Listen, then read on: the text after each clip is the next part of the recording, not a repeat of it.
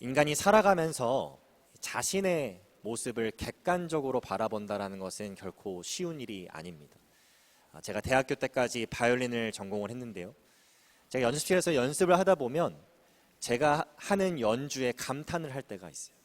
뭐 음정, 박자는 기본적인 거고 뭐 음악성에까지 너무너무 훌륭한 연주를 했다라고 뿌듯한 마음으로 연습을 마칠 때가 있는데, 그리고 나서 교수님에게 레슨을 받으러 가면 왜 그렇게 레슨을 해주실 게 많으신지, 또 커멘트를 다실 게 왜 이렇게 많으신지, 한 번에 교수님께서 저에게 녹음기를 사서 녹음을 한번 해봐라 이러시는 거예요. 너가 연습하는 것을, 연주하는 것을 녹음을 해봐서 한번 들어봐라 했는데, 제가 한번 연주를 쫙 해서 녹음을 해봤습니다. 제 생각에는 너무너무 훌륭한 연주였어요. 비록 연습실에서 하는 연주였지만 모든 것이 제 기준에서는 완벽한 그런 연주였는데, 녹음한 것을 딱 들어보고 나니까 어찌나 그렇게 형편이 없던지, 저는 음정이 왜 그렇게 많이 나갔는지도, 또 제가 원했던 부분들이 제가 원했던 대로, 의도했던 대로 들리지 않고 있다는 것을 녹음기에 녹음되어 있던 제 연주 소리를 듣고 처음 깨닫게 되었습니다. 물론 항상 그런 것은 아니지만 이렇게 우리는 때때로 다른 이가, 제3자가 바라보는 나의 모습이 내가 바라보는 나의 모습보다 더 정확할 때가 있다라는 것이죠. 오늘 본문의 말씀을 우리가 방금 읽었지만, 이 본문의 말씀은 그동안 사도행전의 이야기를 끌고 갔던 이 바울이란 사람이 씬에서 잠시 벗어나 있는 그런 말씀입니다. 그리고 유대 분봉왕인 아그리빠 왕과 또 로마 총독인 베스토 총독이 이야기를 끌고 나가는 그런 부분인데요. 저는 오늘 이 아그리빠 왕과 또 베스토 총독이 바울에 대해서 하는 이야기들을 살펴보면서 과연 이 바울이란 사람은 세상에 어떻게 비춰진 사람일까? 그리고 복음의 적대적인 그 세상 속에서 그가 어떠한 삶을 살아내었는가? 함께 우리 성도님들과 살펴보기를 원합니다. 첫 번째로 세상에 비친, 또 세상이 바라본 바울의 모습은 끝까지 복음을 수호하기 위해서, 하나님의 말씀을 지키기 위해서 목숨까지도 내어놓을 수 있는 사람이었다라는 것을 우리가 말씀을 읽어보면 알게 됩니다. 오늘 본문에 등장하는 이 유대 분봉왕 아그리빠 왕은 여러분들이 이 이름만 보면 잘 모르실 수도 있는데요, 이미 이 아그리빠 왕이 누구의 후손인지 다 알고 계십니다. 이 아그리빠 왕은 누구의 손자냐면요, 여러분 너무나도 잘 알고 계시는 그 헤롯 왕의 손자입니다. 마태복음 초반부에 이 유대인의 왕이 태어났다라는 소문이 돌기 시작할 때 베들레헴에 있는 남자 아이들을 다 죽이라고 그런 잔인한 명령을 했던 헤롯 왕, 그 헤롯 왕의 손자가 바로 이 유대 분봉왕 아그리빠 왕인 것이죠. 그럼 아그리빠 왕의 아버지는 어떤 사람이었을까요? 우리가 사도행전 12장으로 가보게 되면 이 아그리빠 왕의 아버지인 헤롯 왕도 만만치 않게 잔인하고 극악무도한 사람이었다는 것을 우리가 보게 됩니다. 교회를 그 누구보다도 핍박했고요, 우리가 잘 알고 있는 야고보를 죽인 사람이 바로 이 헤롯 왕이다라고 누가는 기록하고 있죠. 다시 말해서 오늘 본문에 등장하고 있는 이 아그리빠 왕은 예수님에 대해, 복음에 대해 가장 적대적이고 폭력적이었던 집안의 자손이었다라는 것입니다. 자, 그렇다면 왜 이 아그리빠 왕과 그의 누이 버니게가 이 가이사랴에 찾아오게 된 것일까요? 이들은 바울이 가이사랴에 있다라는 것 또한 알지 못했죠. 바울을 만나러 온 것도 아닙니다. 오늘 본문 첫 번째 절 13절 말씀을 보시면 로마 총독인 베스도에게 문안하러 왔다라고 누가는 우리에게 알려주고 있어요. 베스도가 부임한 지 얼마 안 되었기 때문에 아마도 이 베스도에게 호의를 표하기 위해서, 또 경의를 표하기 위해서 이 친로마 정부 성향을 갖고 있었던 아그리빠 왕이 찾아온 것이라고 우리는 유추해 볼 수 있습니다. 그런데 베스도의 입장에서는 이 아그리빠 왕이 찾아온 것이 매우 고맙고 도움이 될 만한 일이었어요. 왜 그러냐면 이 베스도라는 총독은 부임한 지 얼마 안 된 로마 정부의 사람입니다. 그런데 이 아그리빠 왕은 유대인의 배경을 가지고 있고, 그리고 유대인들을 통치한 경험이 풍부한 사람이잖아요. 베스도가 부임하자마자 무슨 일이 벌어졌냐면 유대인들이 다시 이 바울이라는 자를 죽여야 됩니다. 정죄해야 됩니다. 저 사람 가둬들여야 됩니다. 저 사람 지금 당장 심판해야 됩니다. 라고 들고 일어나는 거예요. 여러분, 통치자에게 있어서 그 자리를 지킬 수 있고 오랫동안 유지할 수 있는 방법이 무엇인가요? 자기가 통치하는 그곳, 관할하는 지역에 큰 문제가 없고 큰 어려움이 생기지 않아야 그 자리를 오랫동안 지킬 수 있잖아요. 그런데 부임하자마자 이렇게 유대인들이 들고 일어나니까, 바울의 문제로 인해서 들고 일어나니까 베스도는 골치가 아플 수밖에 없었던 겁니다.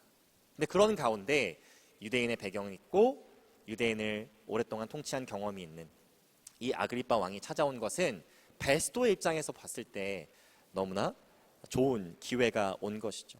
그래서 이 아그리빠 왕에게 베스도가 내용을 설명해주고 또 도움을 청하는 장면이 오늘 본문의 말씀이라고 여러분 생각하시면 될 것 같습니다.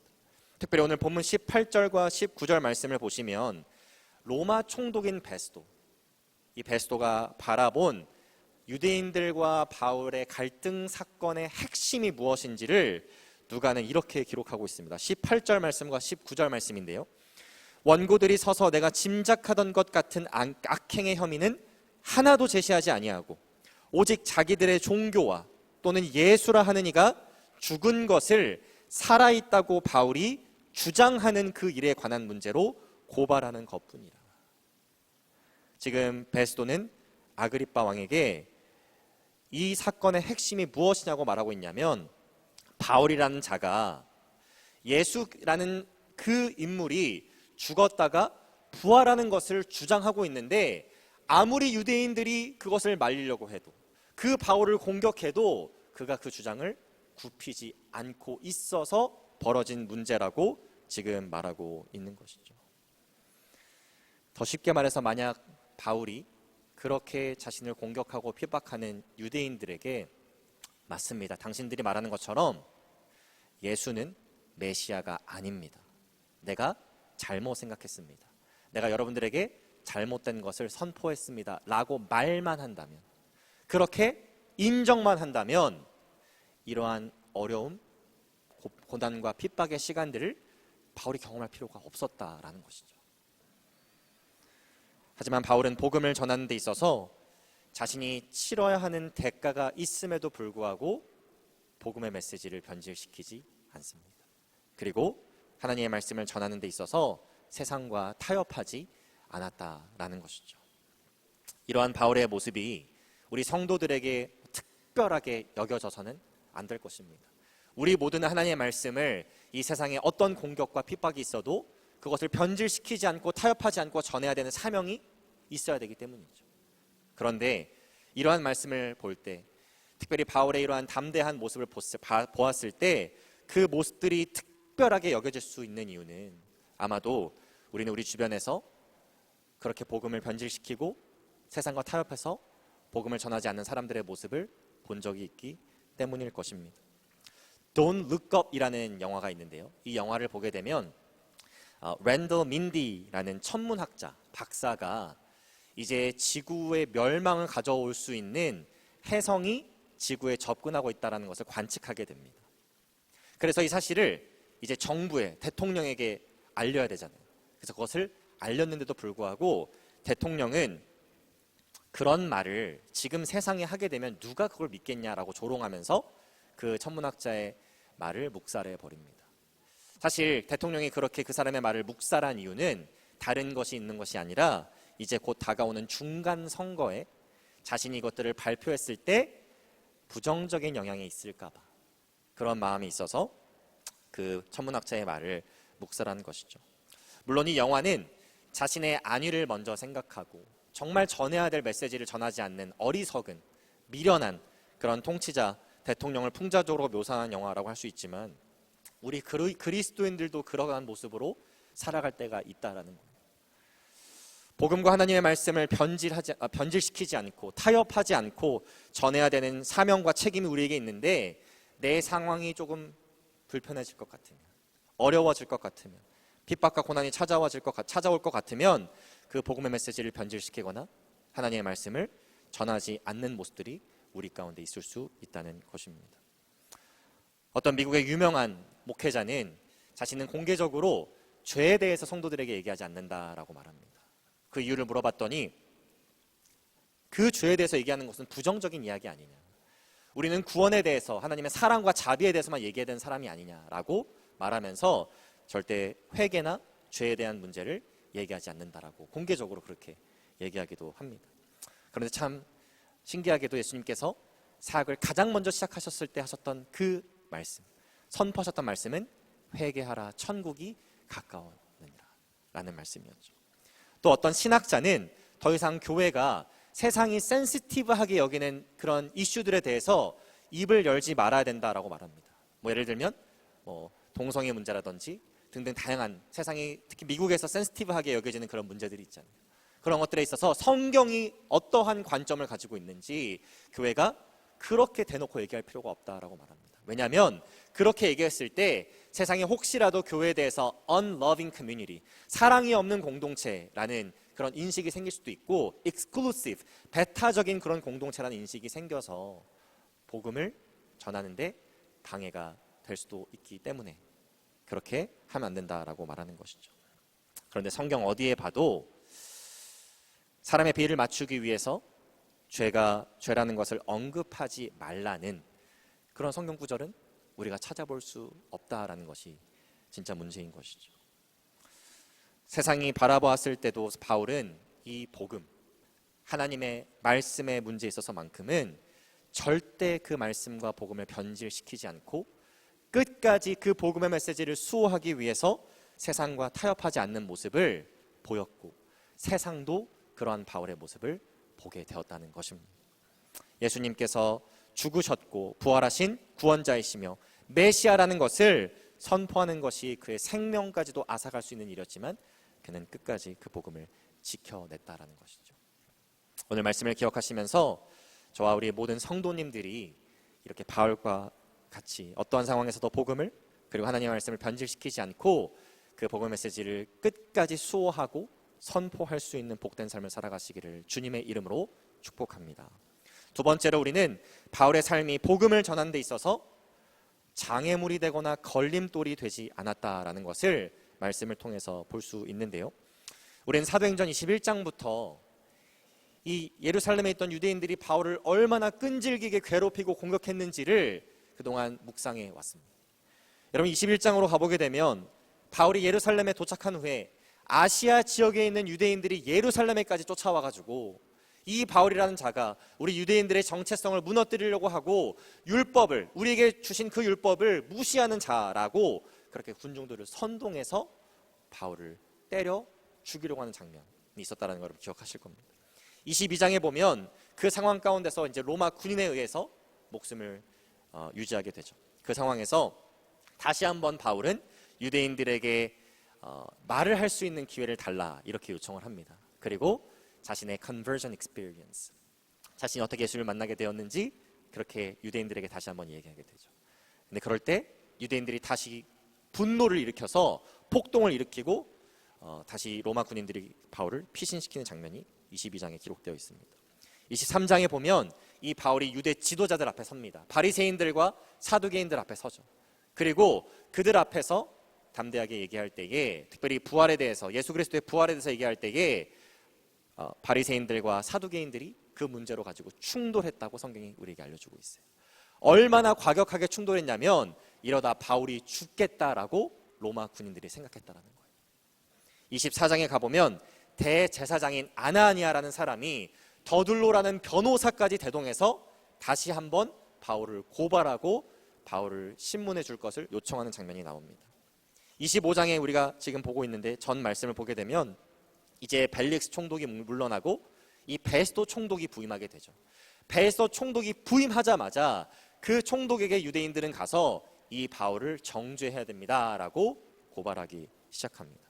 여러분 여기까지만 보면 바울을 잘 모르는 사람들이 바울을 봤을 때 와, 저 정도로 사람들이 할 정도면 저 사람 진짜 나쁜 사람이겠다, 저 사람 정말 큰 죄를 지은 사람이겠다라고 오해할 정도로 지금 유대인들은 바울을 괴롭히고 핍박하고 있는 것입니다. 그런데 오늘 본문 말씀 또 이어지는 사도행전 말씀을 잘 보게 되면요, 바울이 이렇게 여러 번 유대인들에게 고발을 당하고 또 심지어 변호사까지 대동해서 바울을 무너뜨리려고 했지만 그들의 케이스가, 바울의 케이스가 성립이 되지 않는다는 것처럼 보실 겁니다. 그 이유는 무엇일까요? 그 이유는 매우 간단한데요. 바울이 유대인들이 주장한 것처럼 악한 행동을 한 적이 없다라는 것입니다. 오늘 본문 18절 말씀을 한번 읽어보실까요? 18절 말씀에 보면 베스도가 이렇게 말합니다. 원고들이 서서 내가 짐작하던 것 같은 악행의 혐의는 하나도 제시하지 않았다. 또 25절 말씀을 보시면 내가 살피건대 죽일 죄를 범한 일이 없더이다. 이렇게 제3자, 유대인 바울이 아닌 이 사건에 이해관계가 없는 세상이 바라보는 바울의 평가는 이렇게 악행의 혐의가 없다, 죽일 만한 죄를 범한 일이 없다라는 것이었습니다.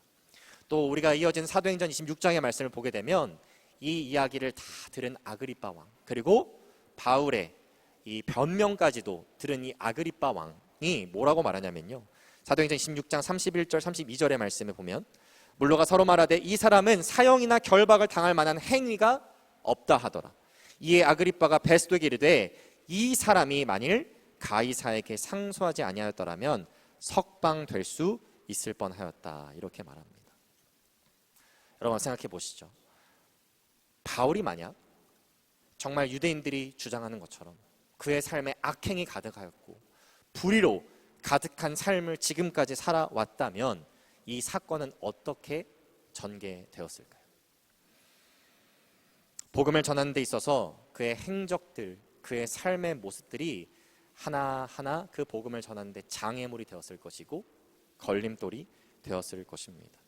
유대인들도 그렇고 로마 사람들도 그렇고 그 바울이 전하는 메시지인 복음을 먼저 듣기보다는 메신저인 바울을 바라보면서 그 바울을 잡아 넣으려고, 그 바울을 심판하려는 데 혈안이 더 되었을 것이라는 거죠. 한 통계를 보니까 교회에 적대감을 가지고 있는 사람들이 왜 교회를 싫어하는지에 대해서 통계를 한번 내봤는데요. 가장 첫 번째 되는 이유 중에 하나가 뭐냐면 교회 사람들이 위선적이어서라는 답변이 나왔다는 것입니다. 심지어 85%가 그렇게 대답했다라는 기록이 하나 있었습니다. 저도 그런 청년들을 가끔씩 만날 때가 있어요. 어렸을 때 신앙생활의 얘기를 듣다 보면 본인은 어렸을 때 신앙생활 하는 게 너무너무 싫었다라는 거예요. 그럼 왜 싫었냐고 물어보면 어렸을 때 부모님이 교회의 모습과 집에서 모습이 너무나 소름 끼치게 달라서 교회 가는 게 죽도록 싫었다라고 말한 청년들이 뭐 제가 지금까지 많은 청년들을 만났지만 꽤 있었습니다. 여러분 전도자 사명자인 바울이 위대한 이유는 그가 최소한 자신의 삶이 세상 사람들이 바라봤을 때 복음을 받아들이고 또 복음을 접하는데 장애물, 걸림돌이 되지 않게 했다는 것이, 그것이 그가 위대한 전도자, 사명자로 설 수 있었던 이유 중에 하나가 되는 것입니다. 우리가 전하는 메시지만큼이나 메신저가 중요하다는 것을 우리가 배울 수 있는 것이죠. 제가 타일러에서 여기 1시간 반 정도 오른쪽으로 가면 나오는 타일러에서 고등학교 유학 시절을 보낼 때 한 6개월 정도 미국인 부부 집에서 홈스테이를 한 적이 있습니다. 근데 그때 저 혼자 한 것이 아니라 또 다른 한국 동갑 친구랑 한 방에서 이렇게 홈스테이를 하게 되었는데요. 이 친구의 아버지는 단 하루도 빼놓지 않고, 그 당시 지금처럼 카카오톡이 있는 것도 아니고 페이스타임이 있어서 인터넷만 연결되면 공짜로 전화할 수 있는 게 아닌데 인터넷 전화 카드를 사서 이렇게 돈을 지불해야지만 국제 전화를 할 수 있던 시절인데 매일같이 전화를 해서 그 친구가 성적을 어떻게 잘 내고 있는지, 시험을 잘 봤는지 이렇게 물어보고, 만약에 원하는 성적이 안 나온다, 예를 들어 A 밑이 나왔다, 그러면 내가 너 그러라고 비싼 돈 내고 유학 보냈냐 부터 해서, 제가 굉장히 순화시켜서 지금 말을 하고 있는 건데 아주 폭력적이고 자식에게서는 해서는 안 되는 그런 말들을 하는 것을 제가 옆에서 매일같이 들을 수밖에 없었습니다. 물론 그 아버지가 하는 말들이 다 틀린 말은 아니죠. 힘든 상황에서 유학비를 보내주신 것이 맞을 겁니다. 그리고 그것에 감사하는 마음으로 최선을 다하고 열심히 공부하는 것이 자녀의 도리인 것도 맞을 것입니다. 그런데 그 전화를 받는 그 친구의 모습을 볼 때마다 저는 너무너무 안타까웠어요. 왜냐하면 전화를 받는데 이 전화의 내용은 전혀 들리지 않고 이런 상태에서 욕을 계속합니다. 들리지 않게 아버지에 대한 욕을 하고 있는 거죠. 전화를 끊으면 저한테 항상 그렇게 얘기했어요. 지나 잘할 것이지. 자식으로서는 해서는 안 되는 말이지만 지나 잘할 것이지. 이렇게 말하는 것들을 저는 매일같이 들은 적이 있어요. 어렸을 때부터 아버지가 나에게 대했던 그런 모습들, 했던 말들이 가슴속에 깊이 상처로 자리 잡아서 아버지가 어떠한 옳은 얘기를 해줘도 그 친구 마음속에 들어가지 못했다라는 것이죠.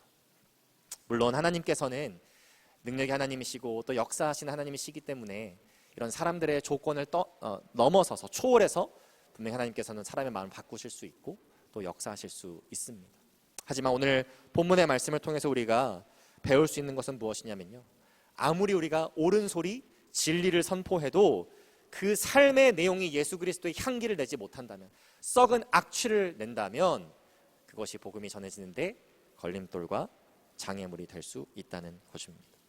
오늘 말씀을 묵상하는 저와 우리 모든 성도님들이 바울이 본문에서 그렇게 했듯이, 또 예루살렘에서 이방 지역에서 그렇게 살아냈듯이 어떤 상황에서도 복음을 끝까지 수호하고 변질시키지 않는 채 선포할 수 있는 그런 믿음으로 살아가시기를 주님의 이름으로 축복합니다.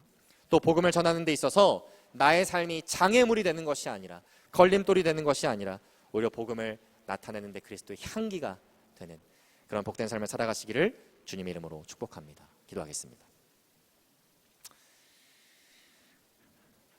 사랑의 주님, 어떠한 상황에서도 복음을 변질시키지 않고 세상과 타협하지 않고 그 복음의 메시지를 담대하게 전했던 그 바울의 믿음이 우리의 믿음 되기를 소원합니다.